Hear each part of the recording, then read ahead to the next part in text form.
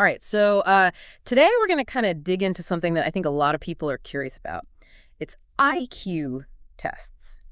Everybody's heard of them, but what do they really tell us about intelligence?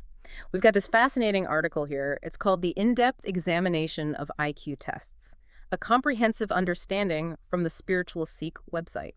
Yet, it's interesting. We tend to put so much emphasis on these tests as if they're the be-all and end-all of intelligence. But even Alfred Binet, the guy who basically invented IQ tests back in the early 1900s, he saw them more as a way to figure out which students needed extra help in school. Not to, rank everybody's intelligence from top to bottom. That's a good point. I mean, I think a lot of us, at least I know I kind of grew up thinking of IQ as this, fixed number.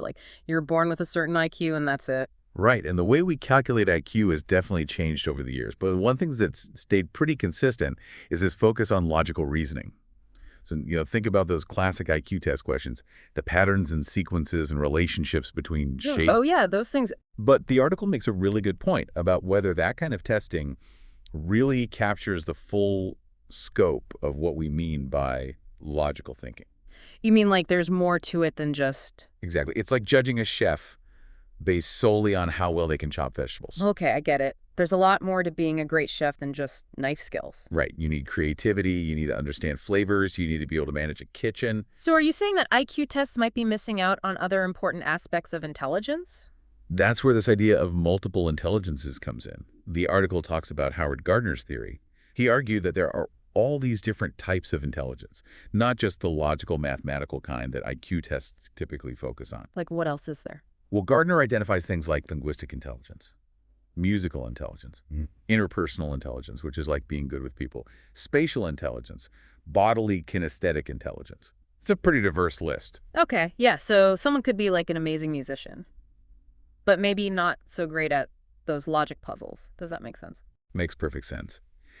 And the article really stresses that context is super important when it comes to IQ scores. Context? What do you mean? Things like your cultural background, your education level, even how comfortable you are with taking tests, all of those things can affect how you perform. So it's not just about your raw brain power. It's also about all these other factors. It's more like a snapshot of your abilities at a specific moment in time, not some kind of permanent label. Yeah, that's a good way to put it. So you're saying we shouldn't read too much into a single IQ score. Exactly.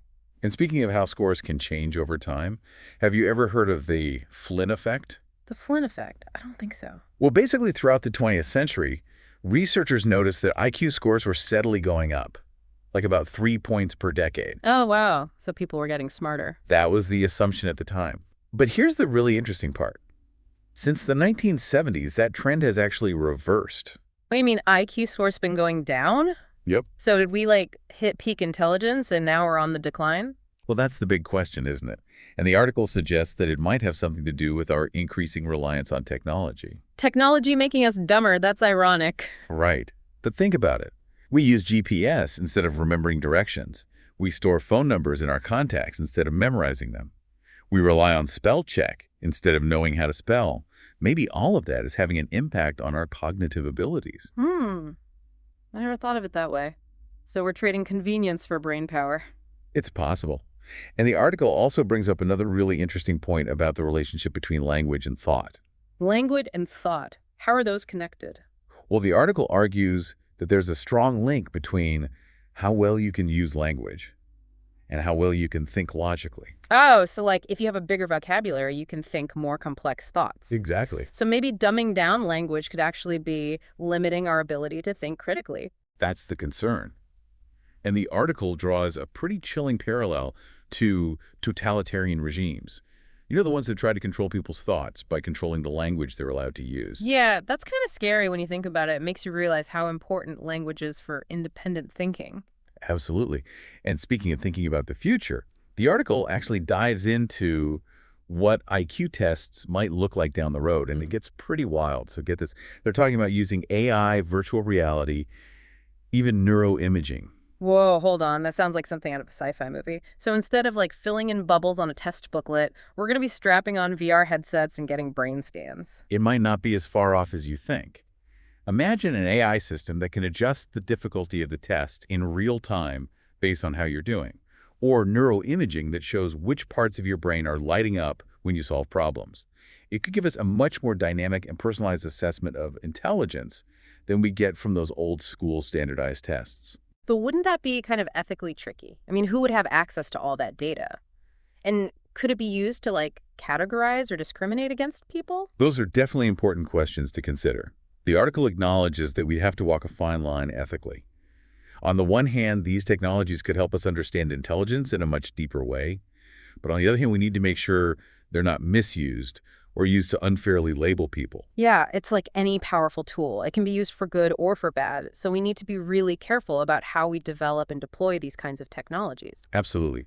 And it all comes back to this fundamental point that the article keeps emphasizing, which is that intelligence, whether it's measured by a traditional IQ test or some futuristic brain scan, is just one aspect of what makes us human. Okay, so does that mean we should just ditch IQ tests altogether? Not necessarily. The article recognizes that even with their limitations, IQ tests can still provide useful information, especially in educational or clinical settings. But we need to keep them in perspective.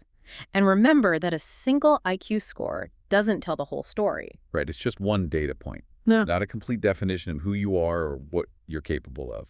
It's like getting your cholesterol checked. It's good information to have, but it doesn't tell you everything about your overall health. Exactly. And just like you can make lifestyle changes to improve your cholesterol, you can also work on developing your cognitive skills and different types of intelligence.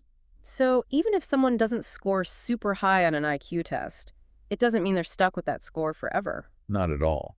The key takeaway here is that intelligence is multifaceted and it's dynamic. It's not about a fixed number.